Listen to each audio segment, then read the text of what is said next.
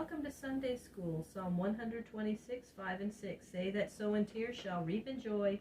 He that goeth forth and weepeth, bearing precious seed, shall doubtless come again with rejoicing, bringing his sheaves with him. We have seen in the story of the kingdom of Israel, or the 10 tribes, how the great empire of Assyria arose from the city of Nineveh on the Tigris River, how it ruled all the lands and carried away the 10 tribes of Israel into captivity, from which they never came back to enter their own land. We saw, too, how the empire of Assyria went down and the empire of Babylon or Chaldea arose in its place under Nebuchadnezzar. As soon as Nebuchadnezzar died, the empire of Babylon began to fall, and in its place arose the empire of Persia under Cyrus, who is called Cyrus the Great, because of his many victories and his wide rule. His empire was much greater than either the Assyrian or the Chaldean empire, for it held in its rule the land of Egypt, all the lands known as Asia Minor, and also many lands in the far east. Cyrus, the great king, was a friend of the Jews who at this time were still living in the land of Chaldea between the Tigris and Euphrates rivers. It was now 70 years since the first company of captives had been taken away from the land of Judah by Nebuchadnezzar, and 50 years since the city of Jerusalem had been burnt. By that time the Jews were no longer looked upon as captives in the land of Chaldea. They lived in their own houses and tilled their own farms and were in peace. Many of them were rich, and some of them, like Daniel and his 3 friends, often held high positions at the court of the king. You remember that in the early days of the captivity, Jeremiah the prophet wrote a letter to those who had been carried away to Babylon, telling them that after 70 years they would come back to their own land. The 70 years were now ended. The older men and women who had been taken away had died in the land of Chaldea, but their children and children's children still loved the land of Judah as their own land, although it was so very far away. The Lord put it into the heart of Cyrus, the king of Persia, very early in his reign, to send word among the Jews that they might now go back to their own land. This was the word as it was written and sent out. Thus saith Cyrus, the king of Persia, the Lord, the God of heaven, has given me all the kingdoms of the earth, and he has commanded me to build him a house in Jerusalem in the land of Judah. Therefore let those of the people of God who are among you go up to Jerusalem and help to build the house of the Lord. And those who do not go to Jerusalem, but stay in the places where they are living, let them give to those who go back to their own land gifts of gold and silver and beasts to carry them, and goods, and also free gift toward the building of the house of the Lord in Jerusalem. At this the Jews in the land of Chaldea were very glad, for they loved their own land and longed to see it. One of them wrote a song at this time. It is Psalm 126. When the Lord turned again the captivity of Zion, we were like unto them that dream. Then was our mouth filled with laughter, and our tongue with singing. Then said they among the nations, The Lord hath done great things for them. The Lord hath done great things for us, whereof we are glad. Turn again our captivity, O Lord, as the streams in the south. They that sow in tears shall reap in joy. Though he goeth on his way weeping, bearing forth the seed, he shall come again with joy, bringing his sheaves with him. So the Jewish people began to make ready for going back to their own land.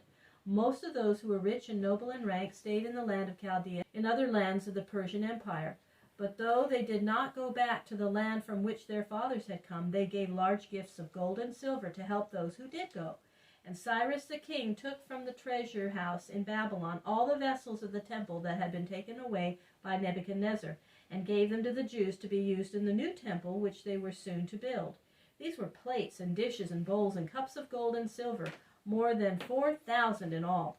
So with the gifts of the king and the gifts of their own people, and what was owned by those who went to the land of Judah, the company took away a vast treasure of gold and silver. It was a happy company of people that met together for the journey back to the land which they still called their own, though very few of them had seen it. There were 42,000 of them, besides their servants, to help them in the journey. They traveled slowly up the Euphrates River, singing songs of joy until they reached the northern end of the great desert. Then they turned toward the southwest and journeyed beside the Lebanon mountains, past Damascus and through Syria, until at last they came to the land of their fathers, the land of Judah. With all their joy, they must have felt sad when they saw the city of Jerusalem all in ruins, its walls broken down, its houses heaps of blackened stone, its temples burnt into a heap of ashes. As soon as they came, they found the rock where the altar of the Lord had stood, the same rock where David had long before offered a sacrifice, and the same rock upon which travelers look even in our time under the dome of the rock. From the smooth face of this rock they gathered up the stones and swept away the ashes and the dust. Then they built upon it the altar of the Lord, and Joshua the high priest began to offer the sacrifices which for 50 years had not been placed upon the altar. Every morning and every afternoon they laid on the altar the burnt offering, and thus gave themselves to the Lord and asked God's help. From this time there were two branches of the Jewish race. Those who came back to the land of Judah, which was also called the land of Israel, were called Hebrews, which was an old name of the Israelites. Those who stayed in the lands abroad in Chaldea and throughout the empire of Persia were called the Jews of the dispersion. There were far more of the Jews abroad than in their own land, and they were the richer and the greater people. Many of them went up to Jerusalem to visit and to worship, and many others sent rich gifts. So that between the two great branches of the Jewish people, in their own land and in other lands, there was a close friendship, and they all felt that wherever the Jews were, they were still one people. The Jews who had been captives in the land of Babylon were now free to go wherever they chose, and besides those who went back to the land of their fathers, there were many who chose to visit other lands wherever they could find work and get gain. It was not many years before Jews were found in many cities of the Persian Empire. They went also to Africa and to Europe, choosing the cities for their home rather than the country. Everywhere, in all the great cities, the Jews of the dispersion were found, besides those who were living in their own land of Israel. When the Jews came back to their land, their leader was named Zerubbabel, a word which means one born in Babylon. He belonged to the family of David and was called the Prince. But he ruled under the commands of Cyrus, the great king. For Judah, which now began to be spoken of as Judea, was a small part or province, as it was called, in the great empire of Persia.